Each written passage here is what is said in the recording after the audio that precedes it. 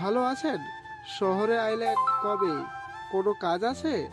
প্লাবন ছোট্ট শ্বাস ফেলে মাথা নাড়িয়ে বলল, হ্যাঁ হরপ্রসাদ, আমার আম্মা একটু অসুস্থ হয়েছিল তাই এসেছিলাম। তা তুমি এখানে তো কিসের জন্য কাজ করো তাই না? মাস্টার জেঠিমা, আপনি ভালো আছেন এখন? বর্ষা বেগম দাম্ভিকতা বজায় রেখে মাথা নাড়িয়ে বলল, হ্যাঁ ভালো আছি। তা বাবা, আমার ছেলের বিয়ে এই সপ্তাহের শেষের দিন, শুক্রবারে।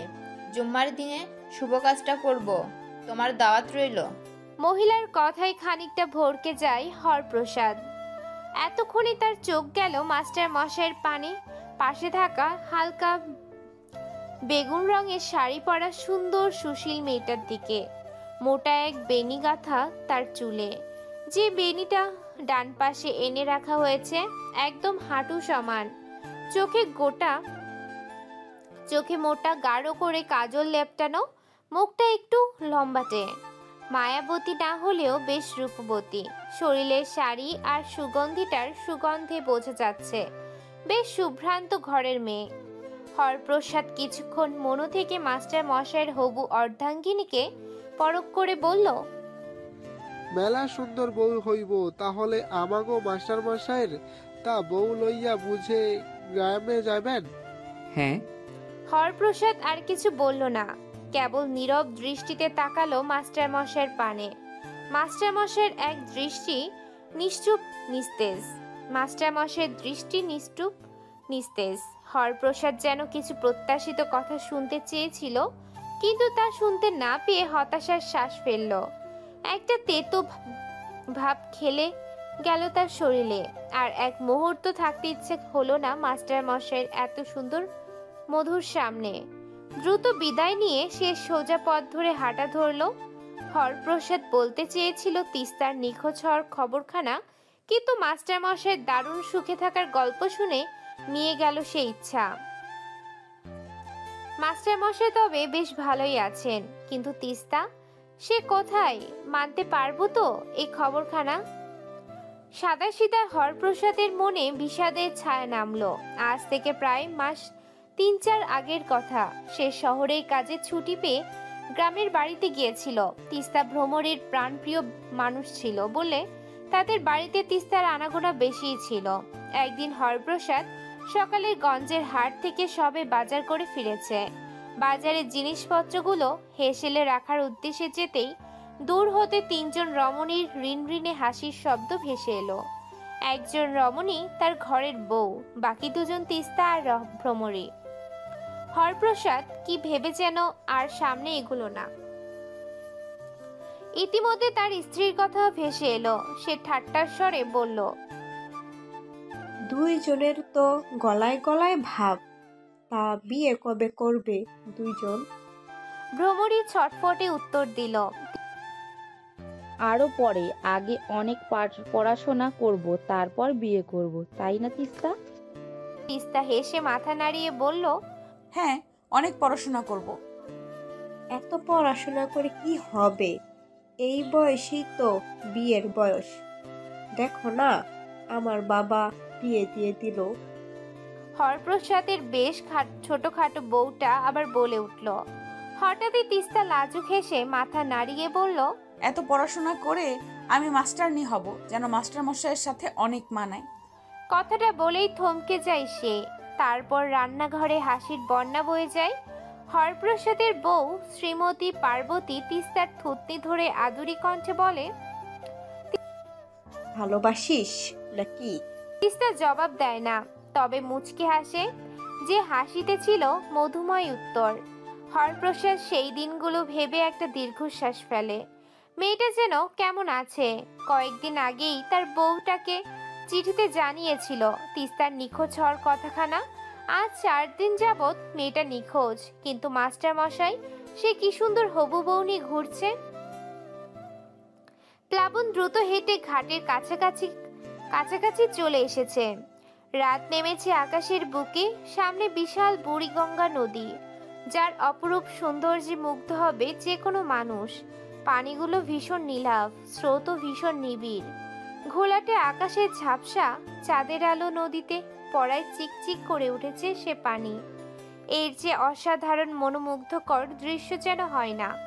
মোগলরা এই নদীর মুগ্ধতায় ডুবে ঢাকাতে রাজধানী করেছিল, কিন্তু এই মায়াবতী বুড়ি গঙ্গাও মন ভুলাতে পারেনি প্লাবনের। তার সবকিছু কেমন বিষাক্ত মনে হচ্ছে। কতদিন হলো তিস্তাকে দেখতে পারছে না, কেমন আছে সে জানে না। মেয়েটা আগের মতন দুষ্টুমি করে তো, নাকি মাস্টার মশাইয়ের বিচ্ছেদে নীরব রয়? ছোট্ট চিরকুটটা পেয়েছে তো, এমন হাজার খানিক প্রশ্ন উত্তরবিহীন পোড়ায় তাকে। শান্তি মেলে না। তার উপর মা শহরে চিকিৎসার জন্য এসে তাকে কসম দিয়ে বিয়ের আসরে বসাতে চাচ্ছে। তারই মামাতো বোনের সাথে তার বিয়ে। কিভাবে আটকাবে বিয়েটা? নাকি অপূর্ণ রবে তিস্তা প্লাবনের গল্প? দুর্দান্ত কাঠফাটা রোদে বেশ নাজেহাল গ্রামের মানুষ। কি একটা ঋতু এলো, কখনো তুমুল বর্ষণ তো কখনো কাঠফাটা রোদ্দুর। রোদের উত্তপ্তা নিবিড় করতেই বোধহয় বর্ষণ আসে। তনয়া বেগম তার ভীষণ ভেঙে যাওয়ার শরীরখানা নিয়ে সদ্য গোসল করে এলো। আজ হাতে গোনা 5টা দিন মরে গেছে তাদের হাস্যোজ্জ্বল বাড়ির আঙ্গিনাটা। সুখের বীজ যে অচিরেই ঝরে গেছে। আমান শেখ বাড়ির উঠোনের কিনারা চৌকিতে বসে আছেন।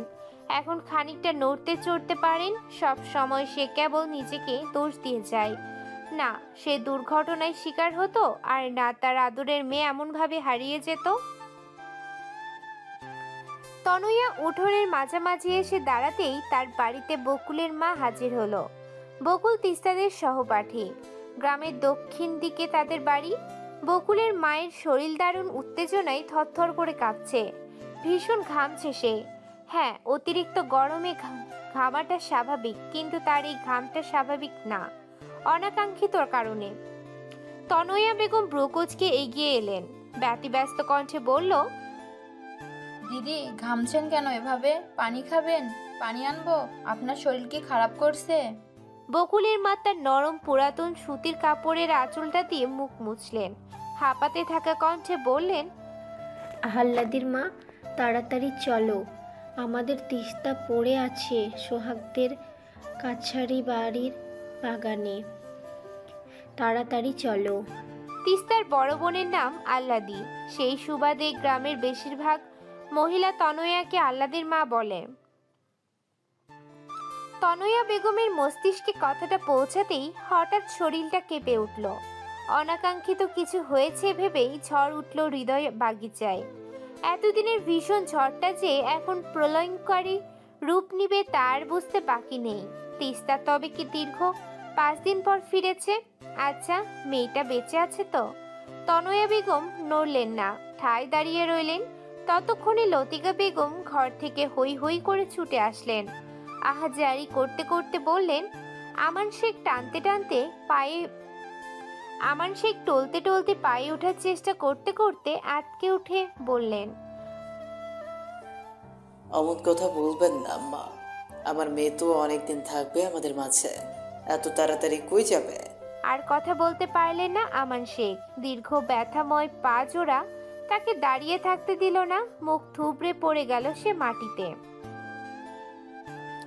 তনয়া বেগম বকুলের মা লতিকা বেগম ছুটে গেলেন আমান শেখের কাছে। তনয়া বেগম শক্ত হাতে স্বামীকে ধরে উঠে বসালেন। লতিকা বেগম তার বৃদ্ধ কম্পমান পা নিয়ে এগিয়ে গেলেন রান্নাঘরে। মাটির কলসি থেকে একটু পানি ঢেলে ছুটে আসলেন ছেলের দিকে। এই বয়সে এত চাপ তার দেহখানা যে নিতে চাচ্ছে না আর। বকুলের মা হাত পাখাটা দিয়ে দীর্ঘক্ষণ বাতাস করলো আমান শেখকে। পরিস্থিতি স্বাভাবিক হতেই আমান শেখ ব্যথিত কণ্ঠে বলল। তনয়া বেগম স্বামীর মুখের লেপ্টে থাকা মাটিটুকু মুছে দিয়ে দৃঢ় কণ্ঠে বলল, আমি হতভাগা বাবা, নিজের মেয়েকে না রক্ষা করতে পারলাম আর না আগলে রাখতে। তনয়া, তুমি তাড়াতাড়ি যাও, আমার মেয়েটা তোমার অপেক্ষায় আছে, তাড়াতাড়ি যাও। ও কতদিন একা ছিল আমাদের ছাড়া, যাও তাড়াতাড়ি বলল। তনয়া বেগম স্বামীর মুখের লেপ্টে থাকা মাটিটুকু মুছে দিয়ে দৃঢ় কণ্ঠে বলল, আপনি এসব বলবেন না, তিস্তাকে আমি নিয়ে আসছি, আপনি আর আম্মা থাকুন। লতিকা বেগম যেতে চেয়েও ছেলের কথা ভেবে আর গেলেন না। তনয়া বেগম শাড়ির আঁচলটা মাথায় জড়িয়ে ব্যস্ত ভঙ্গিতে ছুটে গেলেন। সে কাঁদেনি, ভেঙে পড়েনি, পাহাড়ের মতন অটল রয়েছে। পাহাড়কে নোয়ানোর সাধ্য তো কারণ নেই, এমনকি হয়তো তিস্তার ভয়ঙ্কর পরিণতিও নেই। মাথার উপর শব্দহীন নির্লিপ্ত বাতাস দেয়া যন্ত্র চলছে। রাজকীয় কার্পেটের মেঝেতে বাসন্তী রাঙা শাড়ি পরে ভেজা চুলগুলো মুছতে ব্যস্ত এক রমণী। সদ্য স্নান করে এসেছে, মুখমণ্ডলে রাজ্যের স্নিগ্ধতা জড়ানো যেন। রমণী চুল মোছাতে বিঘ্ন ঘটিয়ে রুক্ষ পায়ে ঘরে হাজির হলো কেউ। কণ্ঠে রাজ্যের বিরক্ত ঢেলে মানবটা কঠিন স্বরে বলল, বিষাদিনী, বিয়েটা আটকাবেন না। আমি আপনার কাছে রাজ্যের অসহায়ত্ব নিয়ে হাজির হয়েছি। ঠুনকো দৃঢ়তার দোহাই দিয়ে কেন ক্ষত বিক্ষত করছেন আমার কোমল প্রেম মন্দির? রমণী হাসি নিশ্চুপ হাসি। সেগুন কাঠের তৈরি বড় আড়শিযুক্ত আলমারি খানার কাছ থেকে মোটা কাঠের চিরুনিখানা নিয়ে চালান করলো দীঘল কালো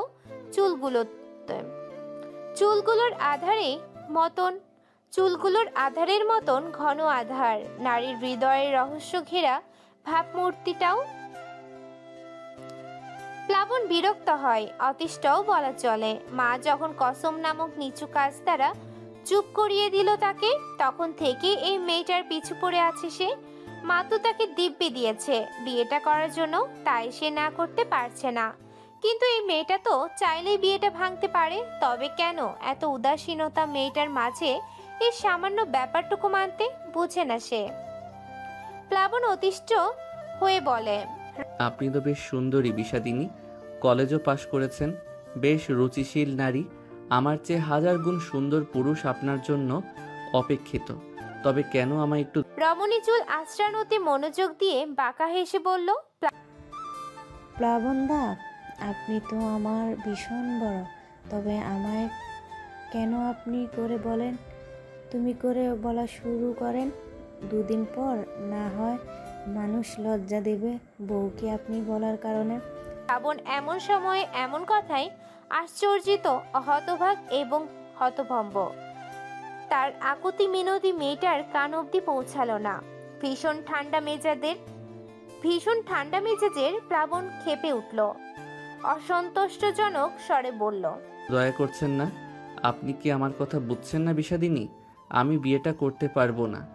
কিন্তু কেন প্লাবনদা? কারণ আমার উড়ন্ত ছুটন্ত এক কিশোরী প্রণয়িনীকে আমি অপেক্ষা করতে বলে এসেছি। আমার জন্য হয়তো দৌড় ধরে অপেক্ষা করছে সে। ভীষণ অবহেলায় হয়তো পড়ে আছে তার দেহখানা যত্নবিহীন। তাকে আমি ফিরাই কেমন করে? এই সাদা সিধা মাস্টার মশাইয়ের জন্য যে সে দাঁড়িয়ে আছে। তবে এটা আপনি কেন আপনার মাকে জানাচ্ছেন না? পুপিমণিকে বলুন আপনার পিপাসাময় প্রণয়ের কথা। প্রেমে পড়েছেন, অথচ তা সৎ সাহস দেখিয়ে বলতে পারবেন না। তবে কেমন প্রেমিক হলেন? প্রেমিক হওয়ার অনিবার্য সত্য হলো তাকে সৎ সাহসের অধিকারী হতে হবে। যখন তখন তার প্রেমের কথা তাকে নির্বিঘ্নে ঘোষণা করতে হবে। প্রেমের পূর্ণতা চান, অথচ একটু পরিশ্রম করবেন না। প্লাবন থমকে যায় একটু। সে কি কম পরিশ্রম করেছে? সে তো মাকে জানাতে চেয়েছিল, কিন্তু মা তার আগেই তার মুখ আটকে দিয়েছে। আর মা তো তিস্তাকে পছন্দও করে না। জানালে বিশেষ একটা লাভ হবে বলে মনে হয় না যে। দীর্ঘশ্বাস ফেলল প্লাবন।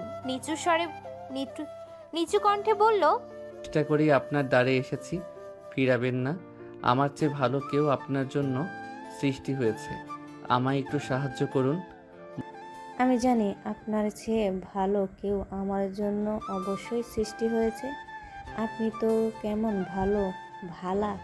আপনার সাথে সত্যি আমার মানায় না। তবু আমি বিয়েটা ভাঙব না।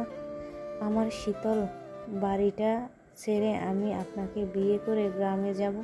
ভীষণ অপছন্দের মানুষখানার সাথে ঘর করব, তবুও ছাড়ব না।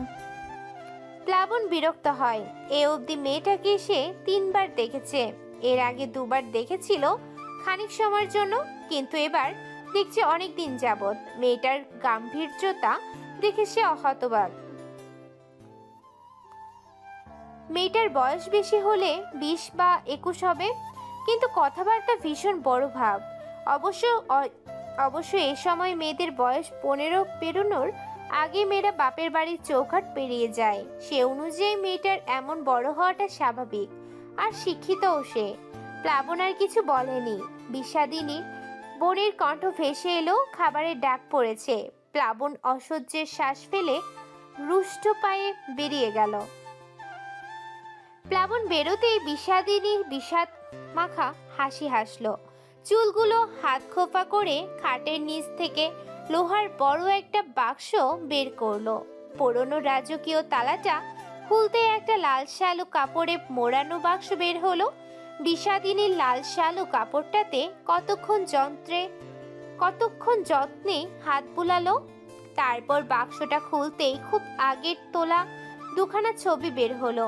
রমণীর ছবিগুলোর দিকে তাকিয়ে এক বিন্দু বিষাদময় অশ্রু ছড়ালো।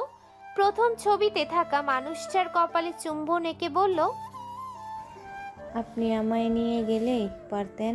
আপনার শূন্যতা সত্যি আমায় বিষাদিনী বানিয়েছে। যত্ন করে নামটা বুঝি এই জন্য রেখেছিলেন। ক্রন্দনরত কন্যার প্রশ্নের উত্তর মেলে না। উত্তর মিলবেই বা কিভাবে? ছবি কখনো কথা বলে? রমণী ভীষণ যত্নে দ্বিতীয় ছবিটা উঠিয়ে নেয় হাতের মাঝে। বুকের মাঝে কতক্ষণ আগলে রাখলো। এবার ডুকরে কেঁদে উঠে বলল, আপনারে আমি কত যত্ন করে হৃদয় মাঝে গড়িয়েছিলাম আপনি জানেন? জানার আগেই তো মুছে দিলেন আমার হৃদয়খানা।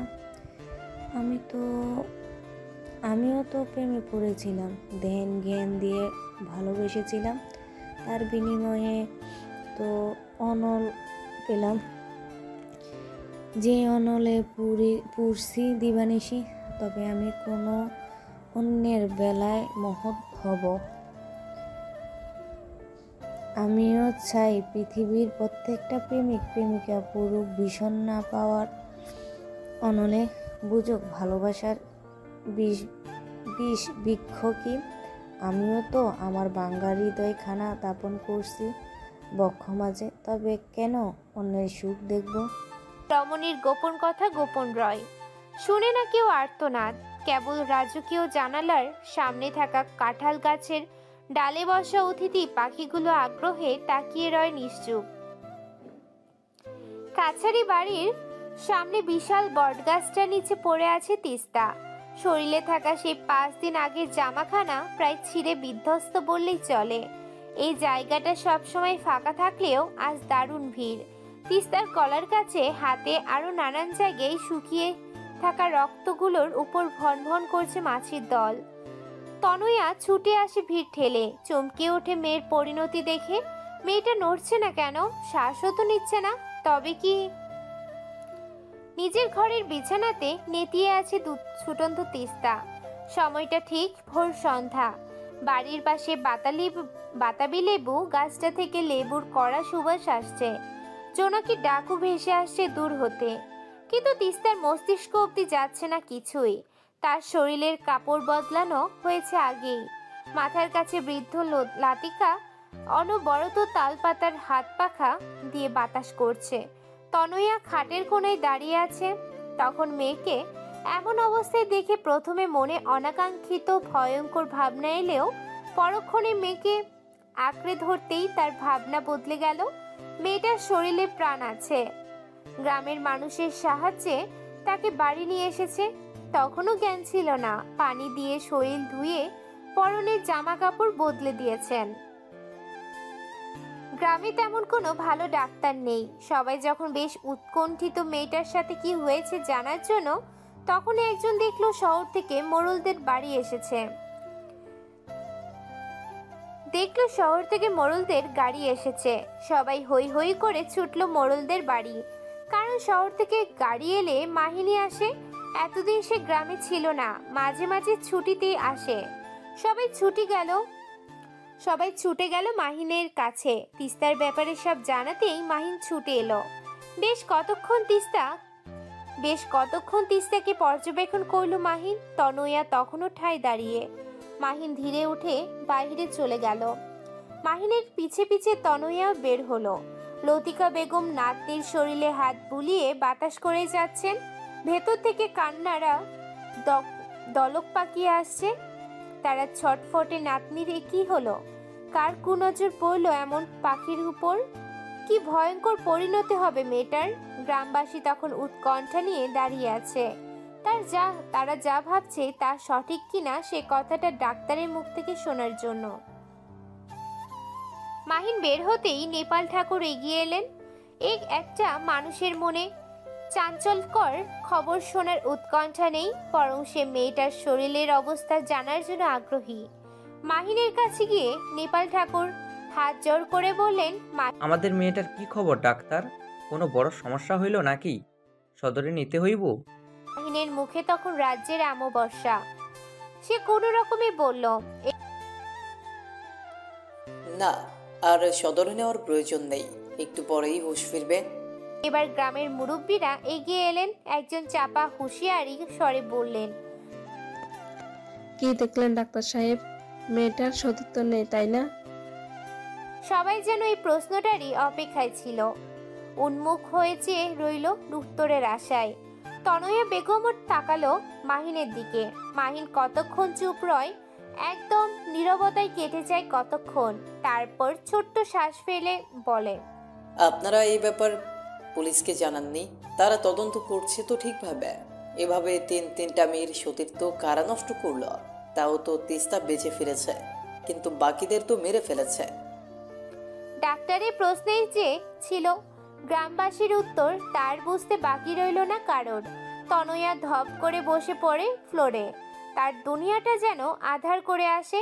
উঠানের খাটে বসে থাকা আমান শেখ ডুকরে কেঁদে ওঠে। নিমিষে এক দারুণ ঝড় বয়ে যায়। সবাই হা হুতাশ করে কতক্ষণ। মহিলাদের মাঝে কয়েকজন ছুটে এসে তনয়াকে বাতাস করে, সান্ত্বনা দেয়। পুরুষেরা আমান শেখকে ভরসা দেয়। মাহিন গটগট পায়ে চলে যায় সেখান থেকে। সন্ধ্যাটা কেটে যায় ভয়ঙ্কর সত্য মানতে না পারার গুঞ্জনে।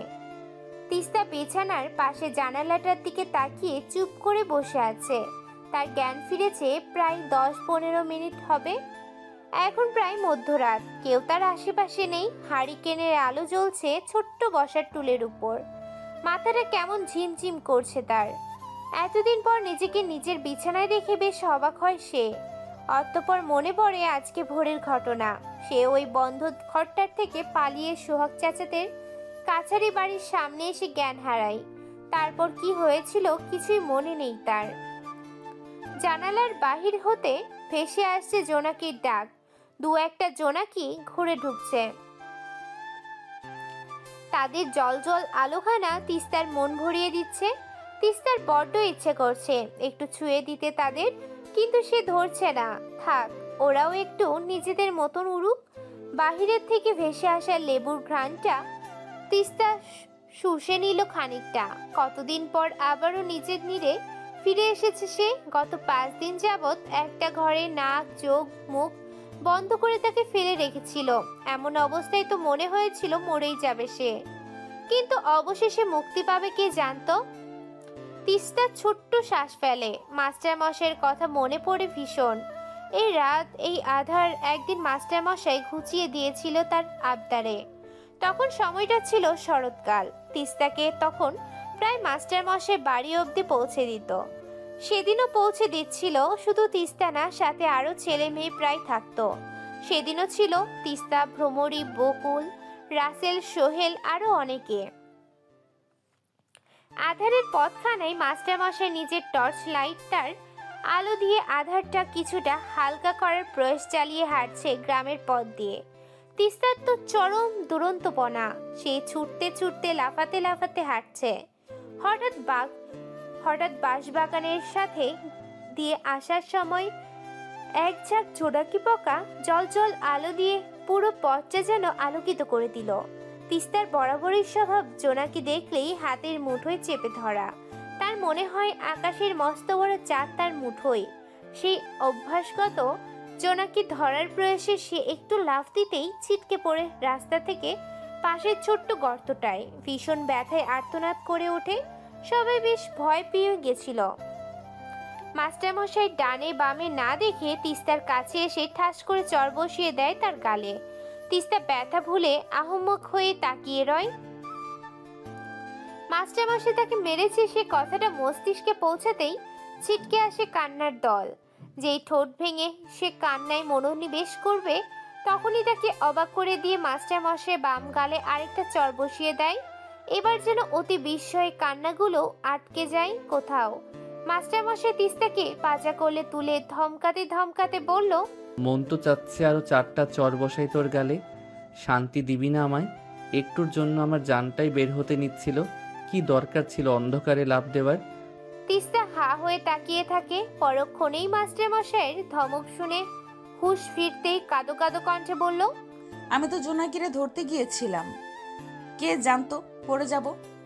তিস্তার এহেন বোকামার কথা শুনে প্লাবন আরো খানিকটা বকে দেয়। পায়ে বেশ ব্যথা পাওয়ায় পরের দিন পুরোটা সময় ঘরে বসিয়ে কাটায় সে। রাত তখন 10টা কি 11টা। সবে খাবার খেয়ে তিস্তা ঘুমাতে এসেছিল। হঠাৎ জানালার কাছে একটা জ্বলতে থাকা কাচের বয়াম দেখে চমকে ওঠে। আর একটু ভালো করে দৃষ্টি দিতেই দেখে হাসি হাসি মুখ করে সাদা পাঞ্জাবিখানা পরে দাঁড়িয়ে আছে তার মাস্টারমশাই। তিস্তা অবাকে হা হয়ে যায়। ছোটবেলা থেকেই তার ভয় ডর ততটা নেই, তাই সে ভয় পায়নি প্রথমেই। মাস্টারমশাইকে দেখে তিস্তা দ্রুত ছুটে গেল খাটে। মাস্টারমশাই তখন জানালা ধরে বাহিরের দিকটাই দাঁড়িয়ে তিস্তাকে ছুটতে দেখে চোখ রাঙিয়ে সাবধান করে। তিস্তা উত্তেজিত কণ্ঠে বলল, আপনি এত রাতে এখানে? জোনাকির আলোয় দেখে পরে মাস্টারমশাইয়ের মিষ্টি হেসে সে বলল, তোর জন্য কিছু সুখ কুড়িয়েছি। এই যে বয়ামে বন্দি করে এনেছি, এগুলোর জন্যই তো কাল ব্যথা পেলি, তাই এনে দিলাম। তিস্তা খাটে থাকা বয়ামটা আঁকড়ে ধরলো, খুশি যেন তার ধরে না। এতগুলা জোনাকি তো সে কখনোই একসাথে ধরতে পারে না। মাস্টারমশাই তাকে কতগুলা জোনাকি দিল। কত ভালো মাস্টারমশাইটা। প্লাবন তিস্তার বাঁধন খাড়া খুশি দেখে জানালার লম্বা শিকের ফাঁকাটা দিয়ে নিজের হাতটা এগিয়ে তিস্তার মাথায় আদুরে স্নেহের হাত বুলালো। কিছুক্ষণ তাকিয়ে অদ্ভুত কণ্ঠে বলল, কবে বড় হবি? তাড়াতাড়ি বড় হয়ে যা না। কথাটা বোধগম্য হয়নি তিস্তার। সে তখন তার জোনাকি দেখায় ব্যস্ত। সেই মধ্যরাতের মধ্যান্তের মাস্টারমশাইয়ের বিমোহিত কণ্ঠের ছোট্ট বাক্যের অর্থ বুঝিনি অবুঝ তিস্তা, কিন্তু আজ বুঝছে সে আকুতি মাখা বাক্যের তাৎপর্য। আজ বড় হয়েছে, কিন্তু কোথায় সে মাস্টারমশাই যার জন্য বড় তিস্তার বুকের বাপাস খালি লাগে? কোথায় সে মধ্যরাতের সে সুখ বিক্রেতা পুরুষ? আজ এক আকাশ বিষণ্ণতা দিয়ে কোথায় গেল? এইসব ভাবনার মাঝে নিজের শরীর ভীষণ ধাক্কা অনুভব করে। দৃষ্টি ফিরিয়ে দেখে তার মা দাঁড়িয়ে আছে ভাতের থালা নিয়ে। কতদিন পর মাকে দেখল। তিস্তা তৎক্ষণাৎ মাকে জড়িয়ে ধরলো। এতদিনের কান্না ঝরিয়ে দিল ভীষণ ভাবে। তনয়া মেয়ের মাথায় হাত বুলালো। মেয়েটা কাঁদছে কেন? তবে কি খারাপ ঘটনাগুলো মনে করে কাঁদছে? তনয়া ভাতের থালাটা খাটে রেখে সান্ত্বনার স্বরে বলল, কাঁদছো কেন?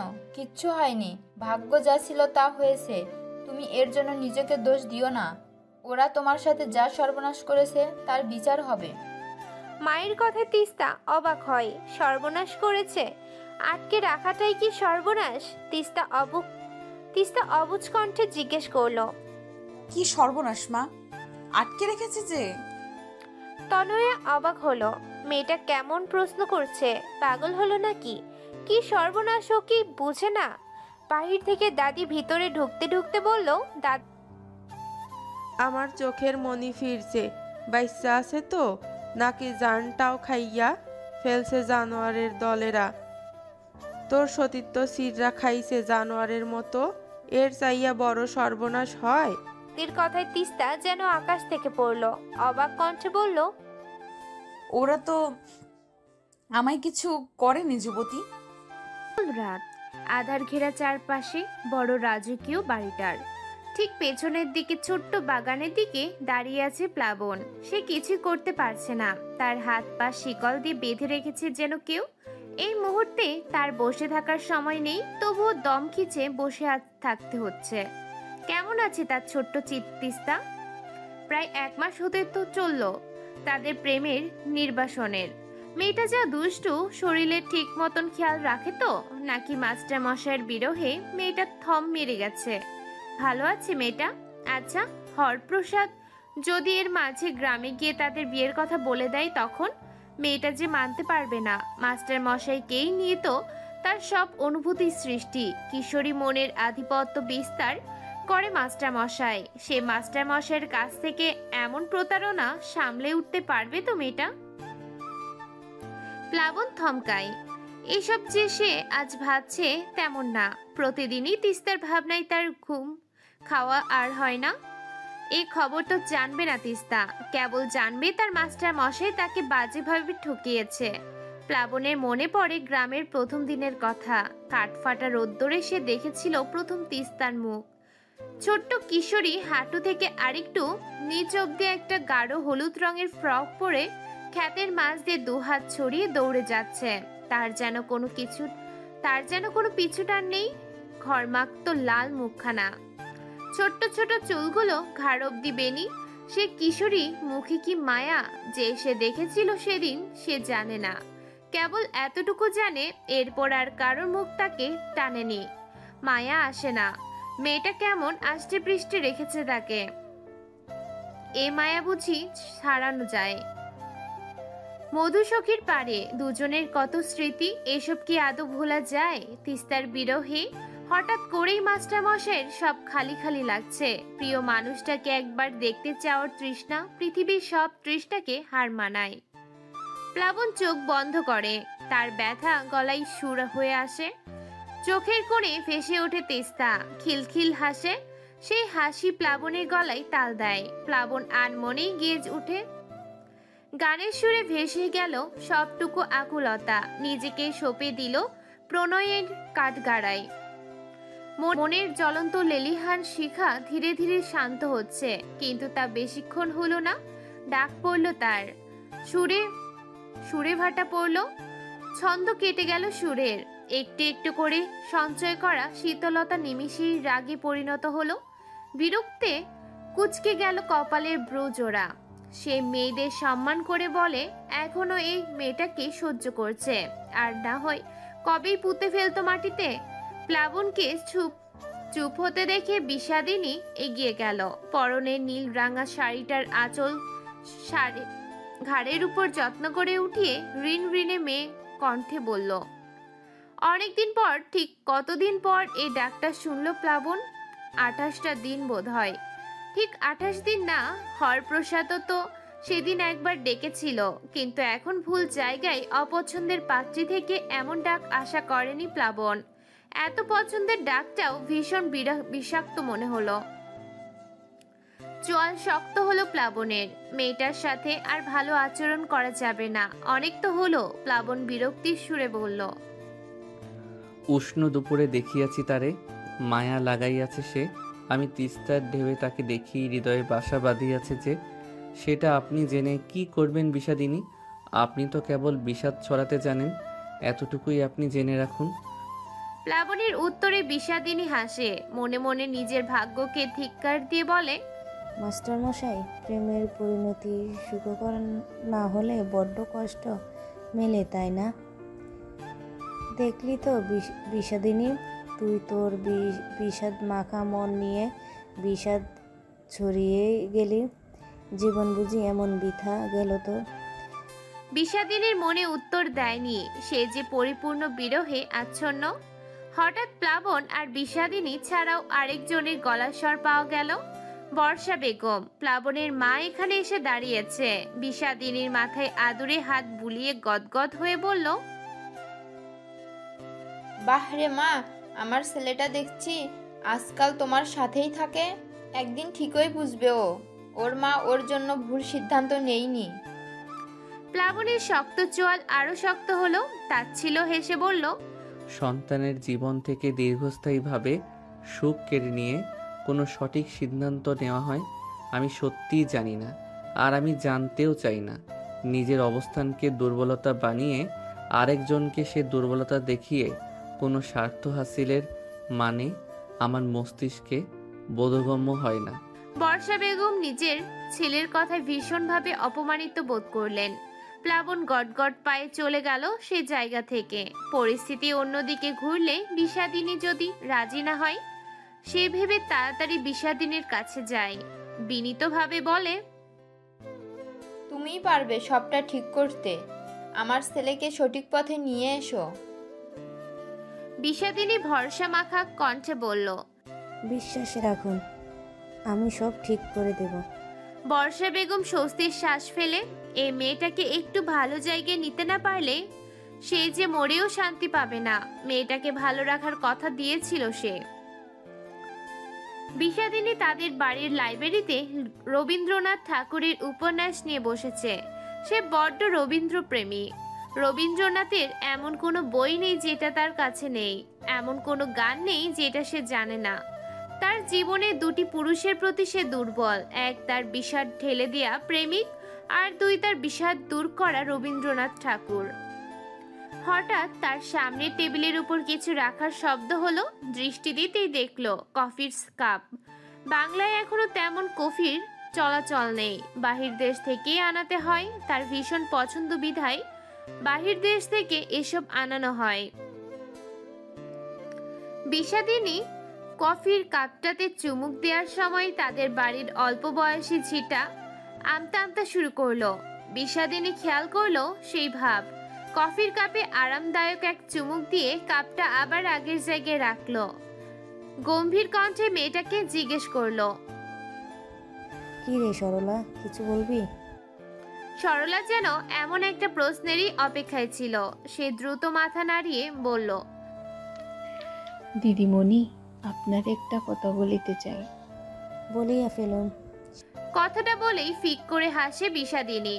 সরলা মেয়েটা তার ছোট, কথাবার্তায় একটু শুদ্ধতা বেশি। পশ্চিম বাংলার কোনো গ্রাম থেকে এসেছে, খেয়াল নেই তার গ্রামের নামটা। বাড়িতে এমন কতগুলোই ঝি কেয়ারটেকার আছে, সবার নামই বড় কষ্ট করে মনে রাখে সে। কতক্ষণ আমতা আমতা করে অবশেষে সরলা বলল, আপনার বাবা বলিতেছে পেটে সন্তান নষ্ট করিয়া দিতে, কিন্তু আমি রাখিতে চাইতেছি। আপনি একটু বুঝিয়ে বলিয়েন তাকে। এমন উদ্ভট কথাই সামান্য হোঁচট খেলেও নিজেকে সামলে নেয় বিষাদিনী। এ আর নতুন কি? এমন কত শত ঘটনা ঘটে আসছে। বাবার কি চরিত্র বলে কিছু আছে নাকি? কেবল টাকার সাম্রাজ্য আছে বলেই এখনো শুদ্ধ পুরুষ হয়ে বেঁচে আছে। আর মা, তার কথা না হয় বাদই দেওয়া যাক, স্বামী স্ত্রীর চরিত্রের চ ও নেই। বিলাসিতার নামে কতগুলো নষ্টামো ছাড়া কিছু কি হয়? এমন অদ্ভুত কত আবদারি বিষাদিনীকে শুনতে হয়। আগে ভীষণ খারাপ লাগলেও এখন লাগে না, সয়ে গেছে শরীরের সবটা। বিষাদিনী ধীরে সুস্থে কফিটা শেষ করলো। স্বাভাবিক কণ্ঠে বলল, সামান্য টাকার জন্য শরীরটা না বিকালেও পারতি। মা বাবা টাকার জন্য অনেক চাপ দেয়। আমাদের মতন মানুষের যে পেট চালানোর আগেই পিঠে দায়িত্ব চাপিয়া দেয়। বিষাদিনী ছোট্ট শ্বাস ফেলে বলল, এ পাপ রেখে ও বা কি করবি? এর চেয়ে ফেলে দে, ভালো জায়গায় বিয়ে দিয়ে দেবে ওই লোক, মানে আমার বাবা বিশাল চৌধুরী। আমার যে অনেক শখ প্রথম সন্তানটি মানুষ করিব। তবে পাপের সন্তান কেন গর্ভে ধরতে গেলি? লাভ নেই এইসব বলে। এর চেয়ে ওই লোক যেমন চায় তেমন কর, তোরই তো লাভ। তোরাও না টাকার জন্য কি যে করিস। সরলা মাথা নিচু করে বলল, আপনার তো অনেক টাকা আছে, তাই বুঝিতে পারিবেন না আমাদের অসহায়ত্ব। আপনারা তো অনেক সুখেই তাকিতেছেন। বিষাদিনী আর কিছু বলে না। কিছুক্ষণ মন রই তার ছিল হাসে মনে মনে।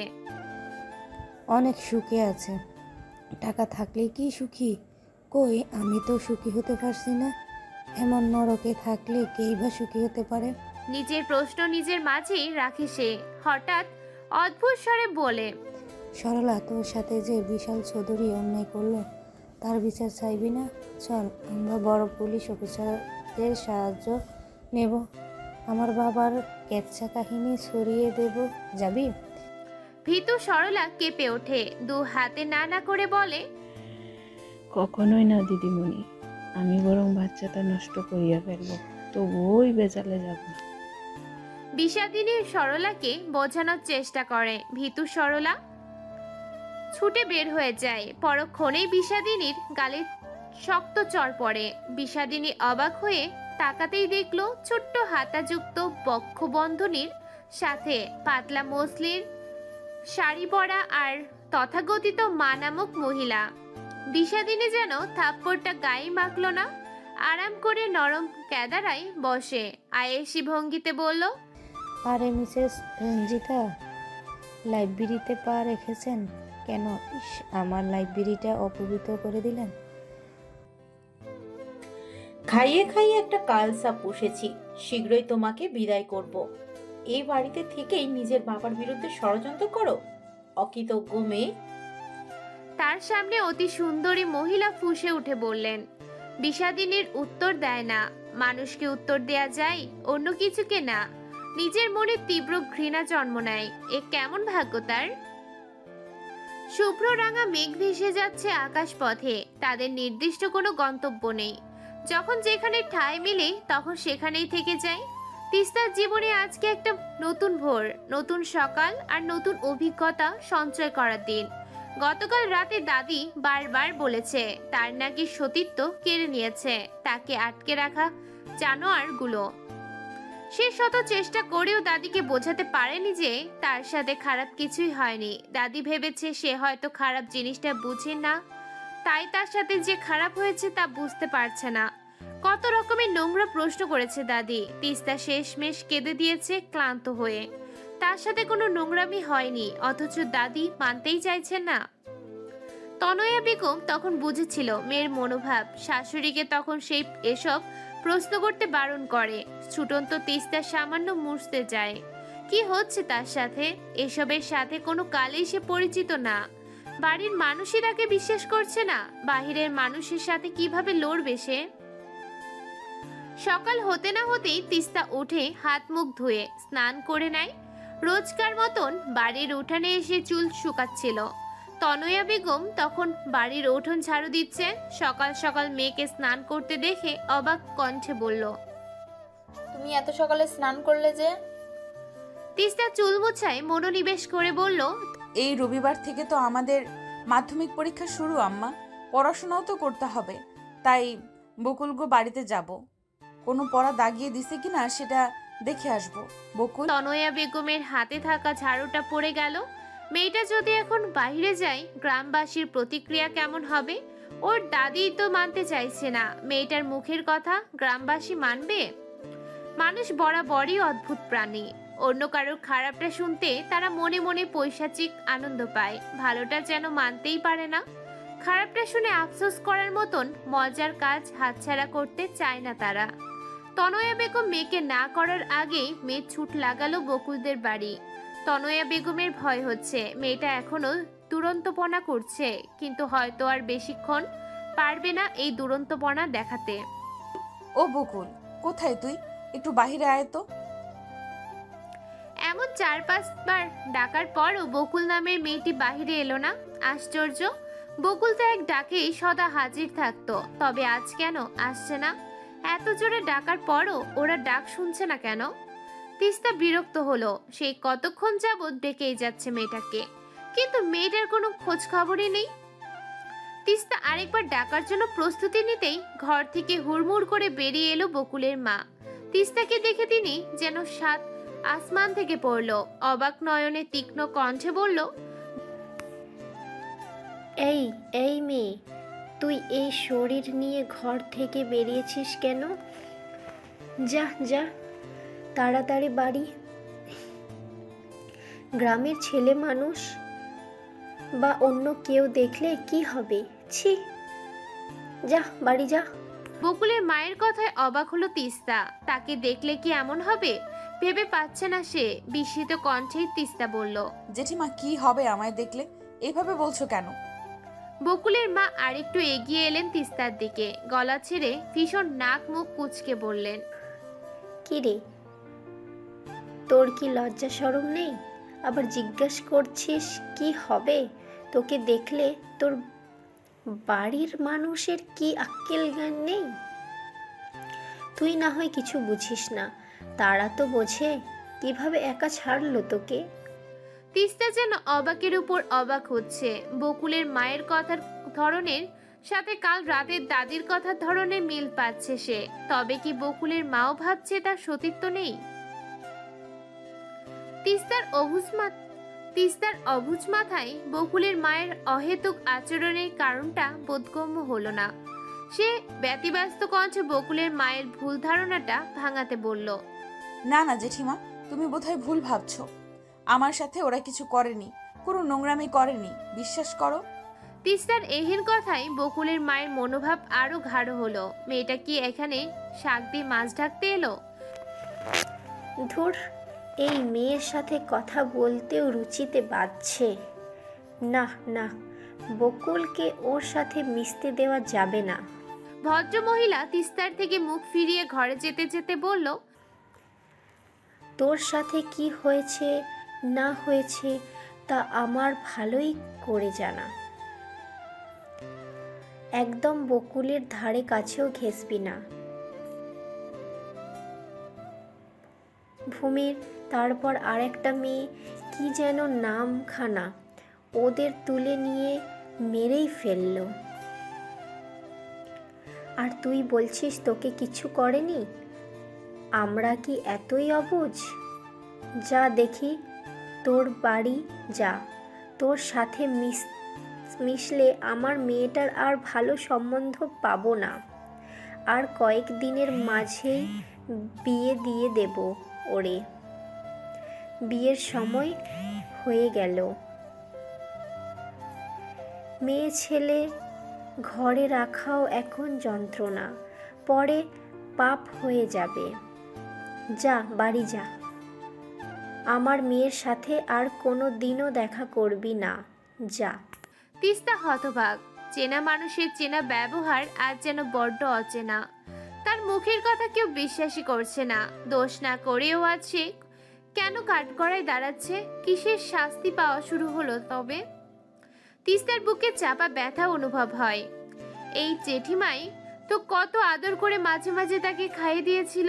এই জেঠিমাই তো কত আদর করে গাছের কাঁচা আম মাখিয়ে দিয়েছিল। তবে আজ তার বিরাট পরিবর্তন কেন? তবে কি সে আধার ঘরের 5 দিন তিস্তার পুরো জীবনটাকে আধার করে দিবে? তিস্তার হাঁটার শক্তি যেন লোপ পায়। বকুলও কি তবে তার তিস্তার সাথে খেলবে না? যে উচ্ছ্বাস নিয়ে ছুটে এসেছিল তিস্তা, সে উচ্ছ্বাস হঠাৎ করেই বিষণ্ণতায় রূপ লাভ করলো। মিয়ে গেল তার ফুটন্ত চঞ্চলতা। ধীর পায়ে সে বকুলদের বাড়ি থেকে বেরিয়ে এলো। এখন তার লজ্জা লাগছে, ভীষণ লজ্জা। সে কি নোংরা মুখ সবাইকে ঠ্যাং ঠ্যাং করে দেখাতে বেরিয়েছে? রাস্তার সবাই তবে তার দিকে তাকিয়ে আছে কেন? সবার অদ্ভুত চোখের দৃষ্টি দেখে নিয়ে যায় তিস্তা। চোখ মুখ খিচে ছুট লাগায় বাড়ির উদ্দেশ্যে। সবাই কেমন বদলে গেল 5 দিনের সবাই কেমন বদলে গেল 5 দিনের বিবর্তনে।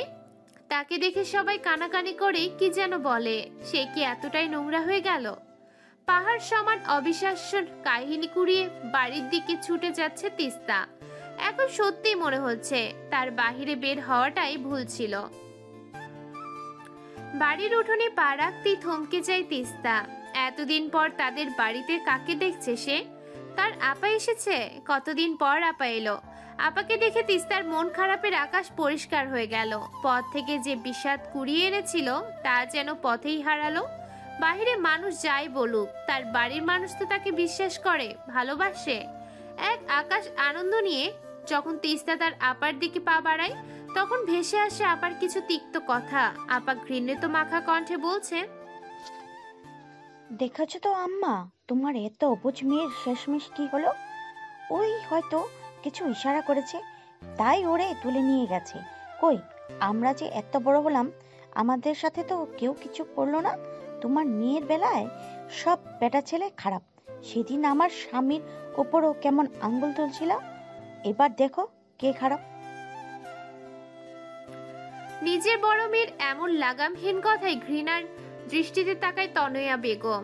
হুঙ্কার ছেড়ে বলে, কে খারাপ তা ভালো করে বোঝা যাচ্ছে। তুই এমন হবি জানলে জন্মের পরেই তোকে মেরে ফেলতাম।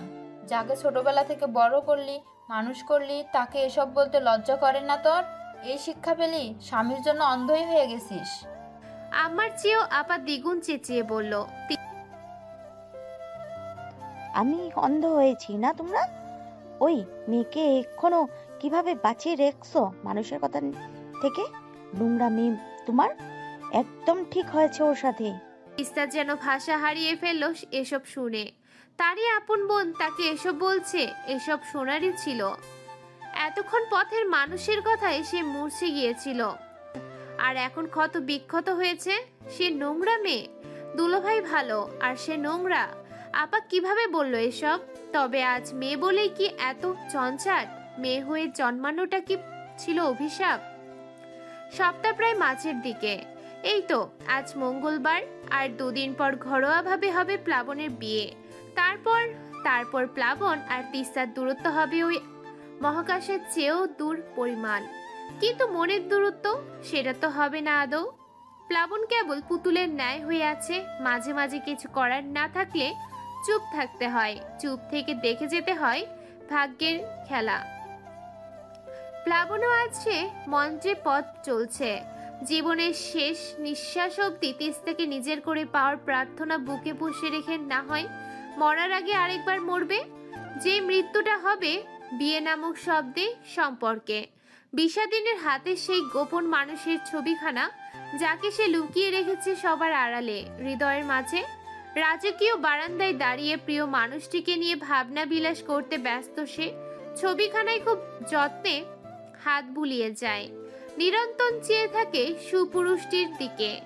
চোখের পলক পড়ে না, শ্বাসও যেন থেমে থাকে। পুরুষটাই এমন, মানুষটা এমন, তাকে দেখে যেন পার করা যাবে জনম জনম। কিন্তু কি দুর্ভাগ্য, হায়, এই জনমই তো মানুষটা তার না। ভীষণ আফসোসের সমুদ্রে ডুবিয়ে মানুষটা আজ অন্য কারোর। বিষাদিনী অশ্রুসিক্ত নয়নে তাকায় ছবিটির দিকে, যেন মনে হচ্ছে মানুষটা তার সামনেই দাঁড়িয়ে আছে। শুকিয়ে যাওয়া পাতা পায়ে পিষে গেলে যে মর্মর শব্দখানা হয়, ঠিক তেমন শব্দে বিষাদিনী হাতে থাকা চুরিখানা ভেঙে ফেলল। হাতেও সামান্য আঁচ লাগলো। ক্ষত হলো সেই ভাঙার জন্য।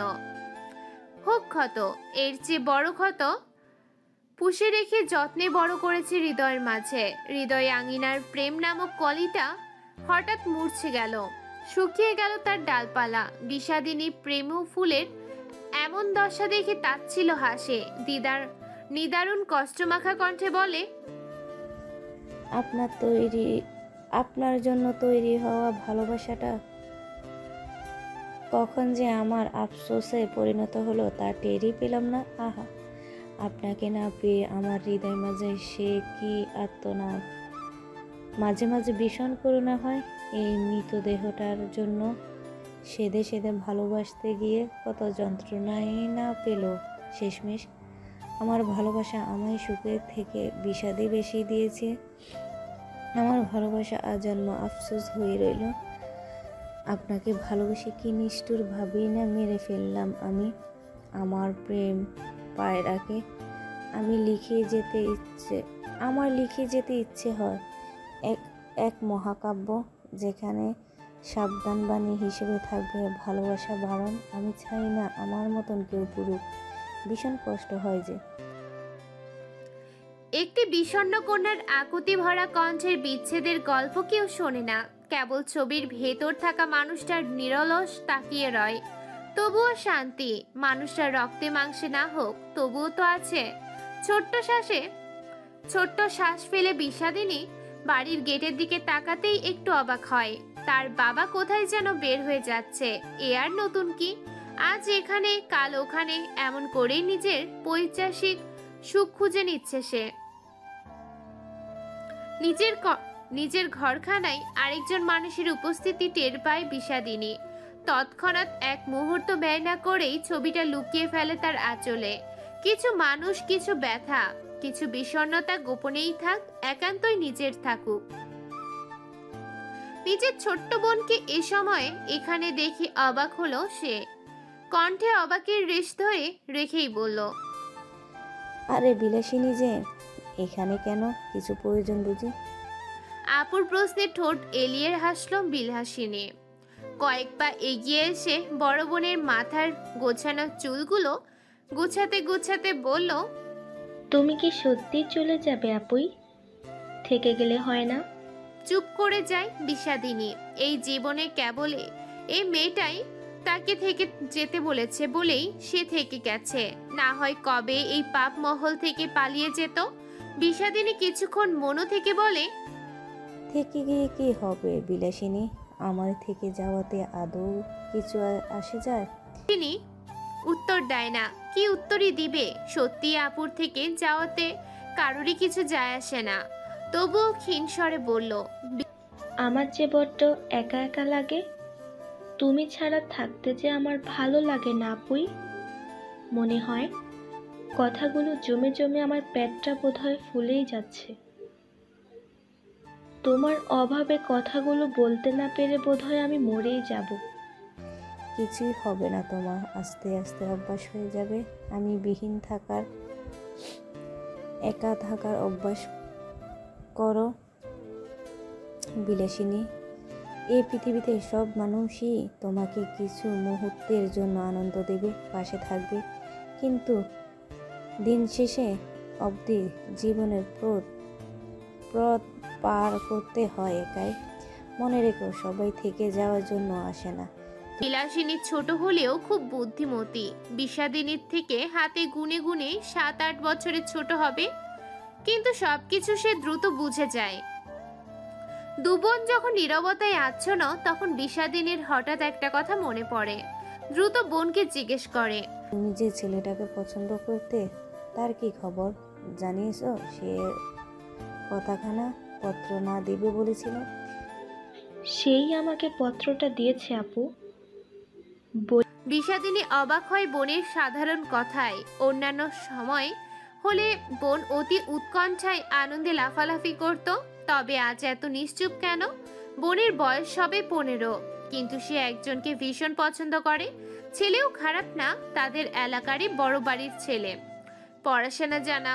বোন যখন সে ছেলের কথা বলতো, বিষাদিনী তখন খেয়াল করত বোনের চকচক করা চোখখানা। তবে আজ সে চোখে উচ্ছ্বাস নেই।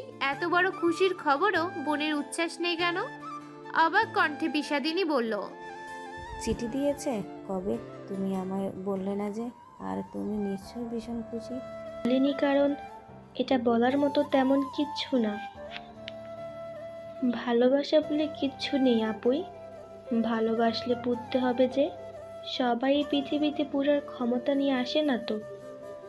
তুমি না হয় অপূর্ণতা নিয়ে নিজেকে সামলে নিয়েছো, আমি পারবো না। ছেলে যার ডাকে কোনো ভরসা নেই আমার।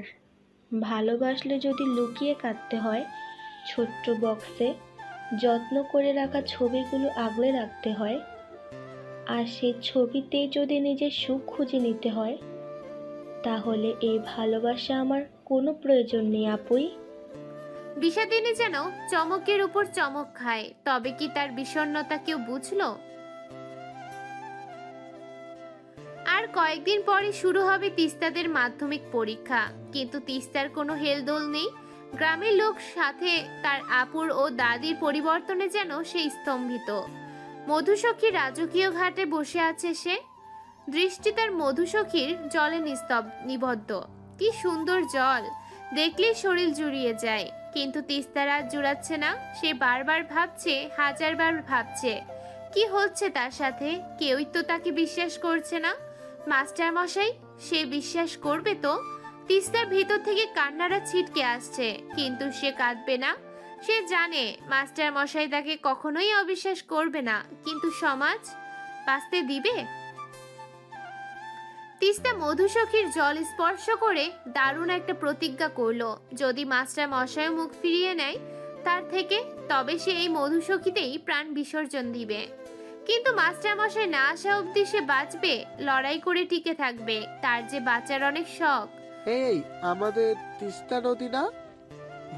গম্ভীর পুরুষালী কণ্ঠে ফিরে তাকালো তিস্তা। সামান্য চমকে উঠে দাঁড়ালো, বিস্মিত কণ্ঠে বলল, হরপ্রসাদ দাদা, কবে এলে শহর থেকে? হরপ্রসাদ ঘাটের 2টা সিঁড়ি ডিঙিয়ে এলো। সরল সোজা মানুষটা তিস্তার মাথায় হাত বুলিয়ে বলল, ভালো আছিস তিস্তা? তিস্তার ঝিমিয়ে আসা কান্নাটা পুরোপুরি থেমে গেল। নিস্তব্ধ হলো পরিবেশ। উত্তেজিত কণ্ঠে সে বলল, তুমি আমায় দেখে হাসাহাসি করনি হরপ্রসাদ দাদা? জানো সবাই না আমার সাথে কেমন করে, কিভাবে যেন তাকায়। আমার আপাও আমাকে অনেক খারাপ খারাপ কথা বলেছে। সত্যি মাস্টারমশাই কেমন আছে গো? কবে